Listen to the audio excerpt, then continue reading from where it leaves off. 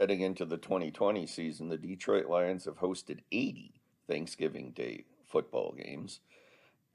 This game is the third of those Thanksgiving games on November 26, 1936. The 6-3 Detroit Lions, the defending NFL champions, coached by Patsy Clark, hosted George Halas and his first place Chicago Bears with a record of 9-1 in a game the Lions had to have in their hopes to force a playoff.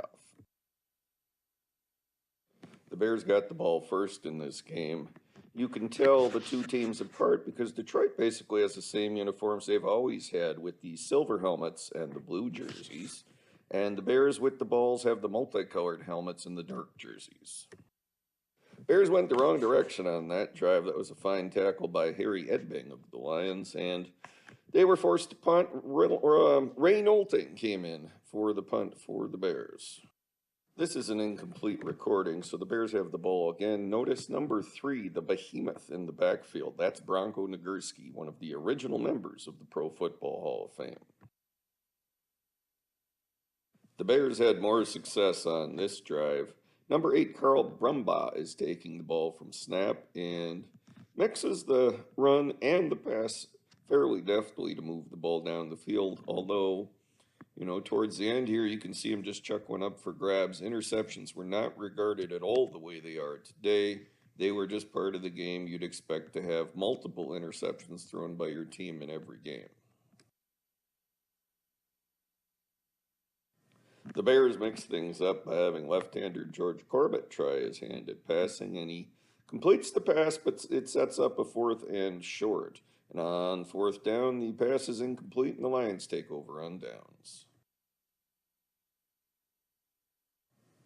The great Dutch Clark, who was first-team All-Pro all 6 healthy seasons of his career, carries for about 3 or 4 on 1st down. Then he hands off to Ernie Cadell, and the two of them alternated all day, both finishing with more than 100 yards rushing, which is why Detroit would go on to win.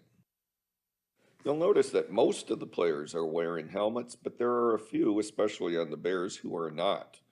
They had been grandfathered in when the NFL legislated that helmets would be mandated for all new players coming into the league. After a couple short Detroit runs, Dutch Clark never really gets the handle on this 3rd down play, and the Bears will recover the fumble.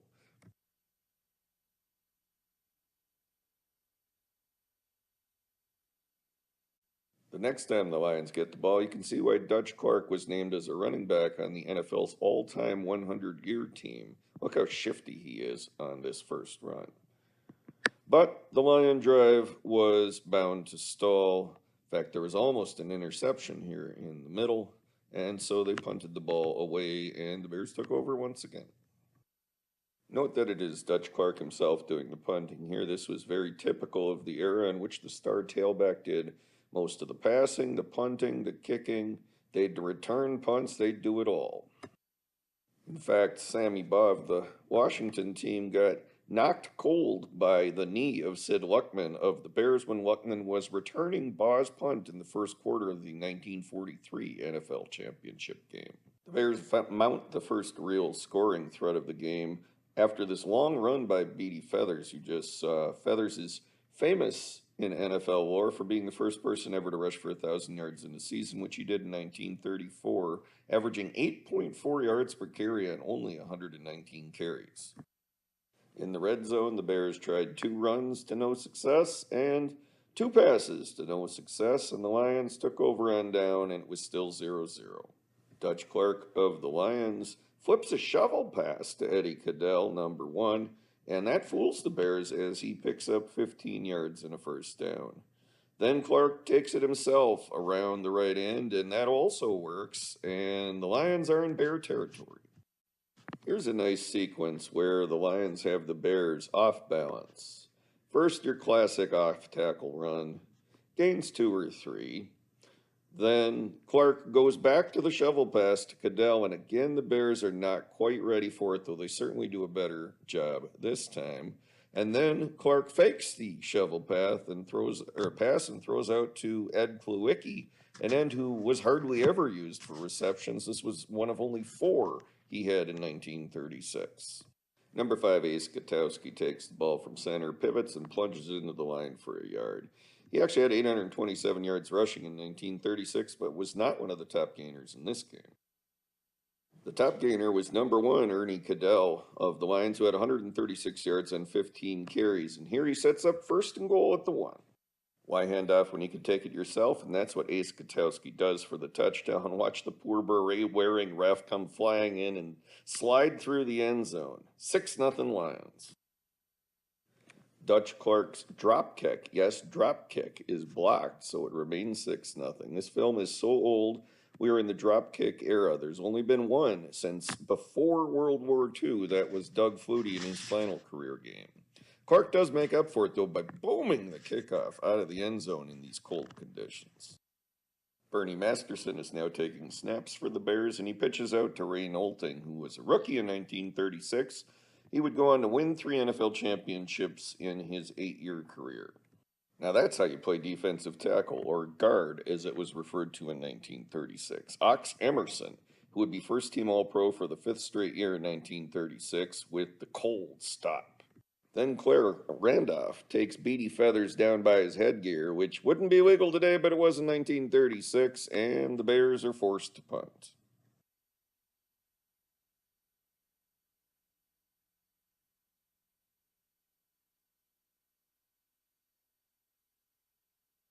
Dutch Clark completes a pass out to Ernie Cadell for a few yards on first down. And then the Lions try gadget play, and it almost works. Oh, just off the fingertips. That'll set up third down, and a sweep doesn't really get the job done. So Dutch Clark will punt again on fourth down, and his punt gets into the end zone for a touchback.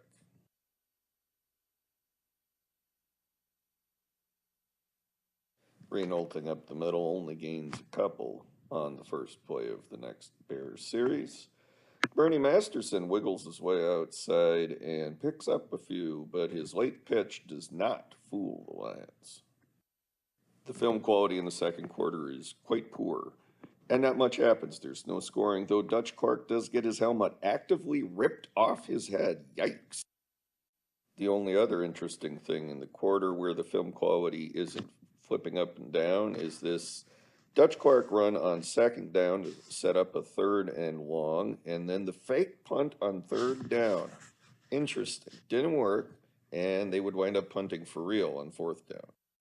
Early in the second half, the Bears are forced to punt, but Glenn Presnell of the Lions muffs it, and the Bears wind up being able to recover, setting them up deep in Detroit territory, and a swing pass from Prescott picks up more than a dozen yards and sets up the Bears with a first and goal down at the 8. And it looks like they're going to be able to cut into the Lions' 6-0 lead. But after a incompletion and a plunge in the line and another play that goes nowhere, Bronco Nagurski tries a jump pass on fourth down, but it's picked off by Dutch Clark for the Lions, and the Bear threat is ended.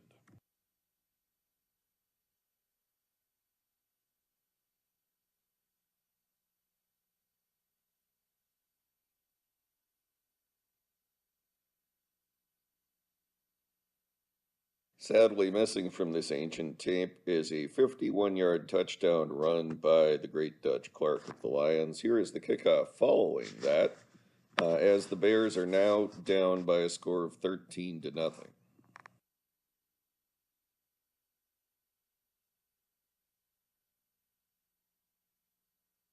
The Bears did nothing with the ball, so they had to punt, and Dutch Clark fielded it and tried all his best moves. But now that's how you cover a punt. I don't quite recognize the number there, but that's one of the old Bears not wearing a helmet. But that's how you do it.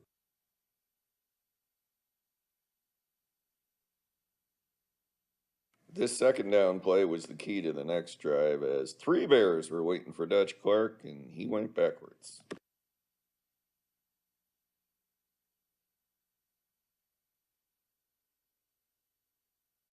Here's a rare play. The Bears complete a pass, and it's to tackle Ted Rosequist. His only reception of the 1936 season was good for 15 yards. An aerial barrage was not forthcoming. The next play was this incompletion, which looks like it was there, but they couldn't put together. And then Dutch Clark picks off his second pass of the day and thus ends the Bears' scoring threat. Dutch Clark rushed for 118 yards and just 13 carries in this game, and you can see why on this sequence right here. 3 consecutive runs up the middle, all of which gashed the Bears for close to 10 yards. George Halas could not have been pleased with his defense, down 13-0. It looked like Lion fans would go home very happy with an unabashed rout over the hated Bears on Thanksgiving. As the Lions continued to move the ball down the field here, Dutch Clark managed a 30-yard completion to John Schneller, an end from Wisconsin, who had started his career with the Portsmouth Smartans in 1933. This was the third and final catch of his entire career as an end, and his only one of 1936. Dutch Clark attempted to put this one to bed with a drop kick that would have made it 16-0 long before the 2-point conversion, but it was wide. Dutch Clark again gashes the Bears for a long gainer. Yardage totals are not available for games this old, but you got to think the Lions outgained the Bears 3-1 in this one.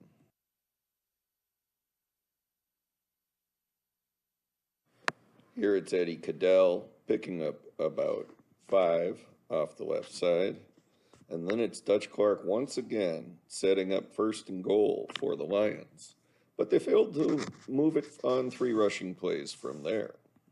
Since Dutch Clark was struggling with his drop kicks on this day, they tried one of them newfangled straight-on field goal attempts.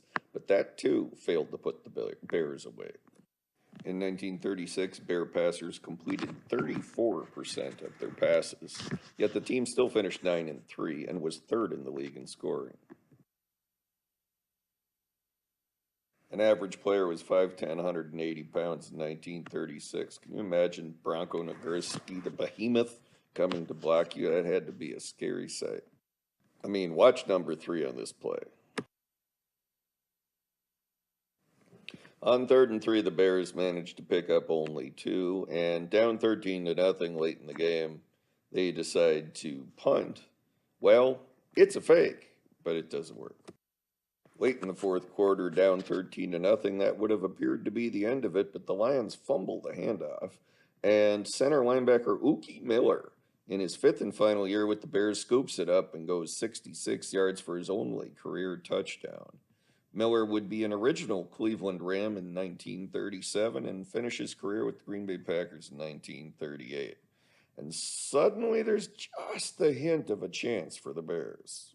I guess they didn't have onside kicks yet in 1936 because the Lions got the ball and ran out the clock, and your final score was Detroit 13, Chicago 7.